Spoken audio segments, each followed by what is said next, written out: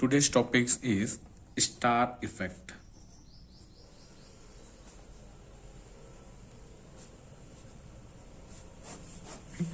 Star effect के बारे में बताने से पहले हम थोड़ा हाइड्रोजन एटम स्पेक्ट्रम के बारे में पढ़ते हैं। ठीक,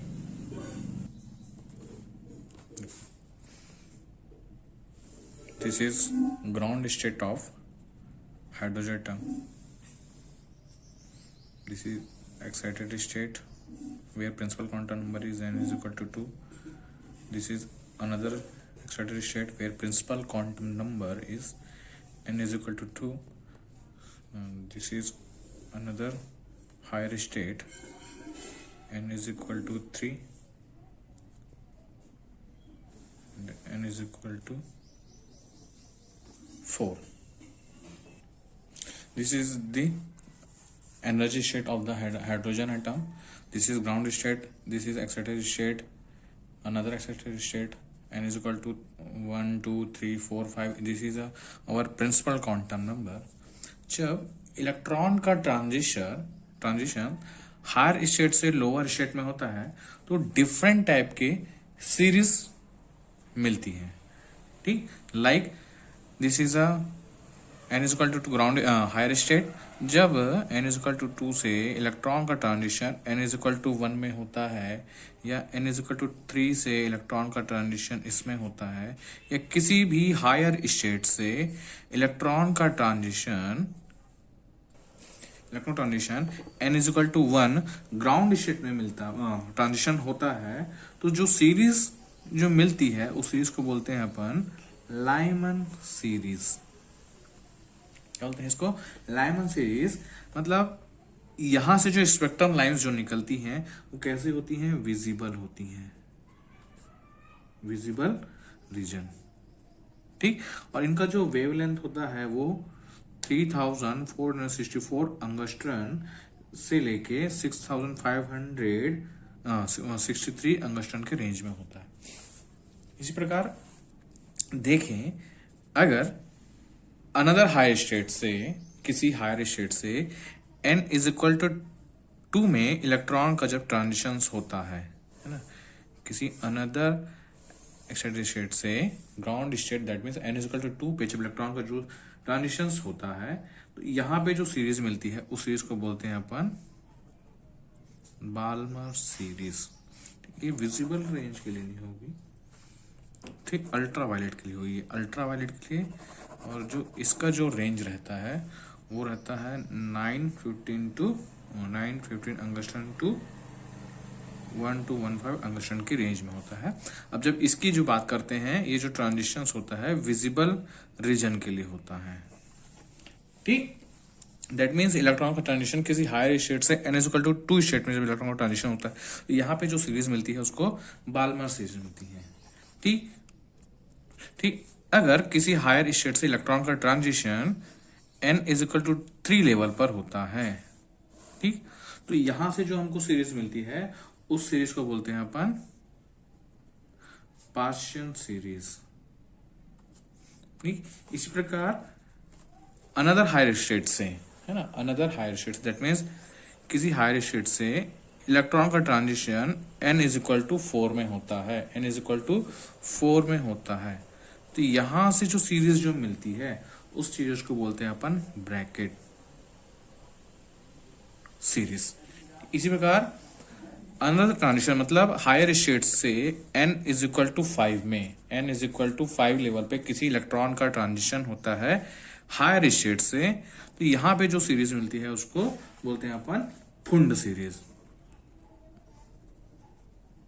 ठीक, this is the different spectrum hydrogen atomic spectrum. ठीक, मतलब जब इलेक्ट्रॉनों का ट्रांजिशन हायर स्टेट से किसी ग्राउंड स्टेट में मिलता है तो डिफरेंट टाइप के सीरीज मिलते हैं. जैसे ground state n is equal to 1 में ट्रांजिशन होगा तो लाइमन सीरीज मिलेगी, n इज इक्वल टू 2 में हायर स्टेट से इलेक्ट्रॉन ट्रांजिशन होगा तो बाल्मर सीरीज मिलेगी, n इज इक्वल टू 3 पे हायर स्टेट से इलेक्ट्रॉन ट्रांजिशन होगा तो पार्शियल सीरीज मिलेगी, और अनदर हायर स्टेट से n इज इक्वल टू 4 पर ट्रांजिशन होगा तो ब्रैकेट सीरीज मिलेगी, और हायर स्टेट से n इज इक्वल टू 5 पे जब इलेक्ट्रॉन का ट्रांजिशन होगा तो उससे जो सीरीज मिलती है वो उसको फुंड सीरीज मिलती है.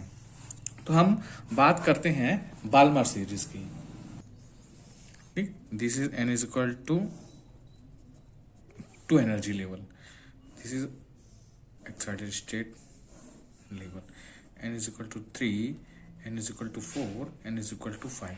जब इलेक्ट्रॉन का transition n is equal to 3 से n इज इक्वल टू 1 पर होता है, तो ये जो स्पेक्ट्रम लाइंस जो मिलती हैं हम उसको H अल्फा लाइन बोलते हैं, इसका नाम देते हैं हमको, उसको H अल्फा लाइन बोलते हैं। इसी प्रकार n इज इक्वल टू 4 से n इज इक्वल टू 3 में इलेक्ट्रॉन का ट्रांजिशन होता है, तो यहाँ से जो स्पेक्ट्रम लाइन मिलती है हाइड्रोजन की उसको बोलते हैं H बीटा, और n इज इक्वल टू 5 से H3, है ना, n इज इक्वल टू 5 से n इज इक्वल टू 2 में जब इलेक्ट्रॉन का ट्रांजिशन होता है तो यहाँ पे जो लाइंस मिलती है उसको हम H गामा हाइड्रोजन स्पेक्ट्रम की लाइन बोलते हैं।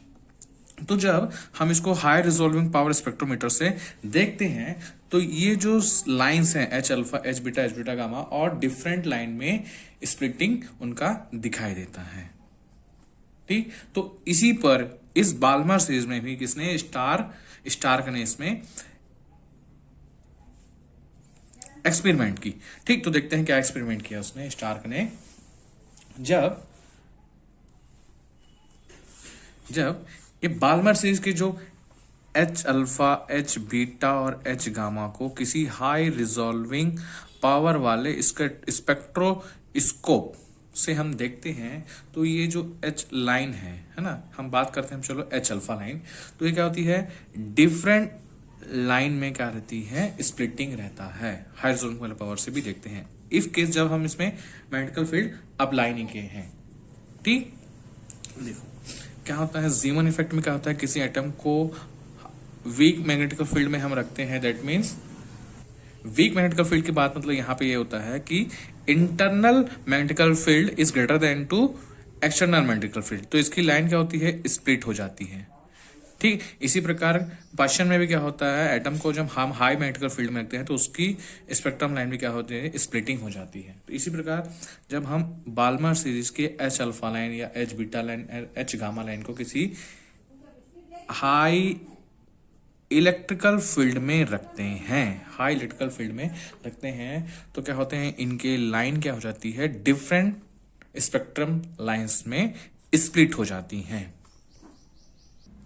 तो इन 1932 में जे स्टार्क ने क्या दिखा, जब हम किसी हाई इलेक्ट्रिकल फील्ड में बाल्मर सीरीज की जो स्पेक्ट्रम लाइंस हैं उनको हम रखते हैं या इनमें हम हाई इलेक्ट्रिकल फील्ड अप्लाई करते हैं, तो इनके जो लाइन है डिफरेंट स्पेक्ट्रम लाइन में स्प्लिटिंग हो जाता है इनका, मतलब डिफरेंट स्पेक्ट्रम लाइंस कंपोनेंट्स हमको मिलती है जो सिग्मा और इनका पाई नाम देते हैं।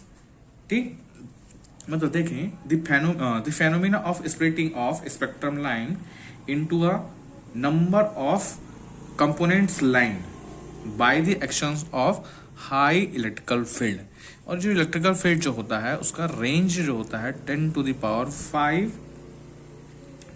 5 वोल्ट पर सेंटीमीटर, इतने का इलेक्ट्रिकल फील्ड हम अप्लाई करते हैं इन बाल्मर सीरीज में, है ना। और इन स्प्लिटिंग लाइन को देखने के लिए हाई रिजॉल्विंग पावर स्पेक्ट्रोस्कोप का यूज किया जाता है।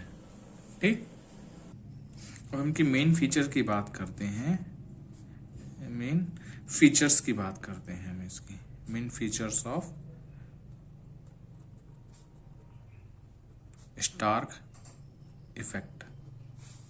देखो कि मेन फीचर्स में क्या होता है, देखो जितने भी बाल्मर सीरीज में क्या होते हैं, देखो this is our Balmer series, this is ground state n is equal to 2, this is our excited state n is equal to 3, n is equal to 4, n is equal to 5। ऐसे इनका क्या होता है, हायर स्टेट से ground state n is equal to 2 में जब electron का transition होता है तो हमको जो सीरीज मिलती है वो कौन सी सीरीज होती है, बाल्मर सीरीज। तो हम इसी की बात करते हैं, this is H alpha line, H beta line और H गामा लाइन। तो every line splitting into the several component line, है, मतलब जैसे H अल्फा लाइन, जैसे हम इलेक्ट्रॉन का ट्रांजिशन 3 इज इक्वल टू 2 में होता है तो नंबर्स ऑफ लाइंस जो स्प्लिटिंग होते हैं in the presence of high external electrical field, वो क्या होते हैं, इनके नंबर्स ऑफ एनर्जी लेवल्स के इंक्रीज होने के साथ, जैसे that means high energy state से जितने ट्रांजिशंस होगा उसके स्पेक्ट्रम्स लाइन कैसे हो जाएंगे, इंक्रीज होते जाएंगे, because the principal quantum n is equal to 4 n is equal to y, और इनके बीच का जो एनर्जी गैप होता है वो क्या होता है, मैक्सिमम होता है। दैट मीन्स जो H अल्फा लाइन है उसमें नंबर, अगर हम इसको हाई रिजॉल्विंग पावर स्पेक्ट्रोस्कोप से देखें with the presence of high electrical field, तो हम देखते हैं कि H alpha line different component में क्या होता है, स्प्लिटिंग हो जाता है। लाइक हम कंसिडर करते हैं कि जैसे 5 लाइन में कंसिडर हो गए, हम H बीटा लाइन की बात करें तो वो more than H alpha line से अधिक मात्रा में स्प्लिटिंग हो जाएगी। ठीक, जो नंबर ऑफ लाइंस, जो स्पेक्ट्रम लाइंस जो स्प्लिट हो रहे हैं वो H बीटा के ग्रेटर देन होंगे with respect of H alpha के। इसी प्रकार H गामा की जो लाइन स्प्लिटिंग होगी वो किसकी, वो क्या होगी, ग्रेटर देन होगी इन दोनों से। That means H gamma is greater than to H beta is greater than to H alpha, मतलब इसमें जो स्पेक्ट्रम लाइन जो स्प्लिटिंग होगी वो ग्रेटर देन होगी इन दिस सीरीज के अकॉर्डिंग। ठीक है, अगर हम इस सीरीज को इलेक्ट्रिकल फील्ड कंसीडर करते हैं कि पैरेलल लग रहा है इस फील्ड के,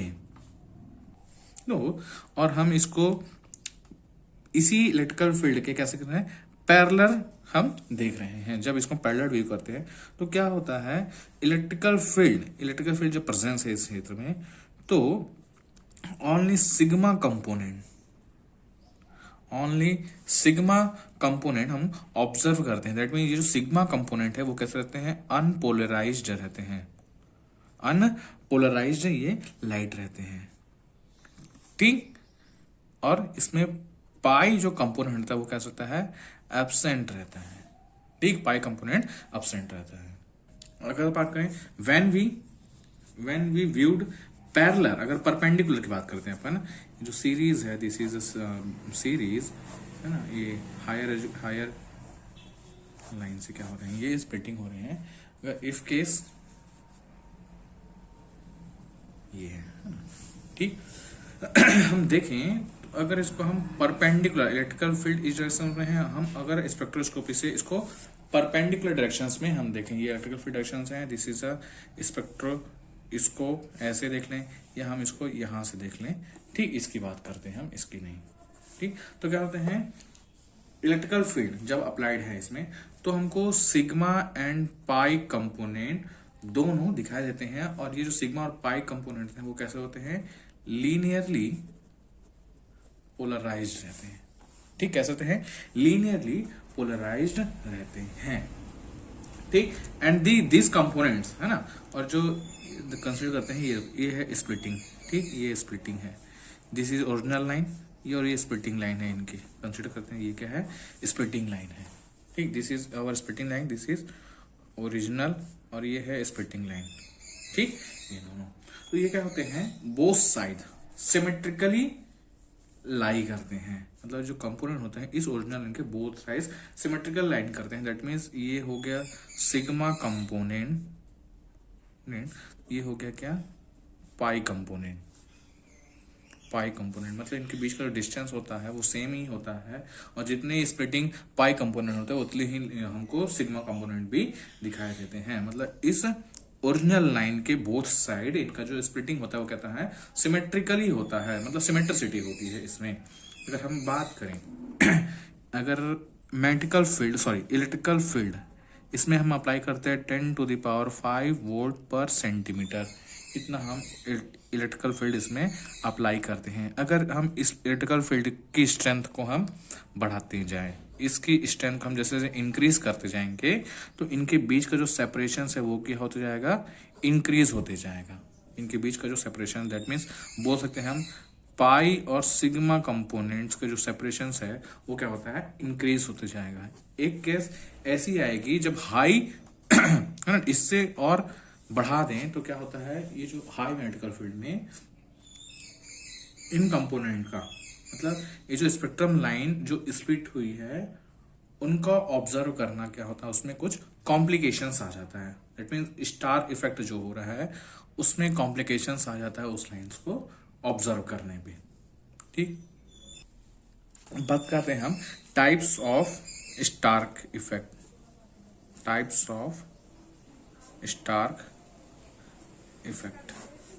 There are two type है ना, first order Stark effect and second order Stark effect. तो हम बात करते हैं first of all first order Stark effect. First order Stark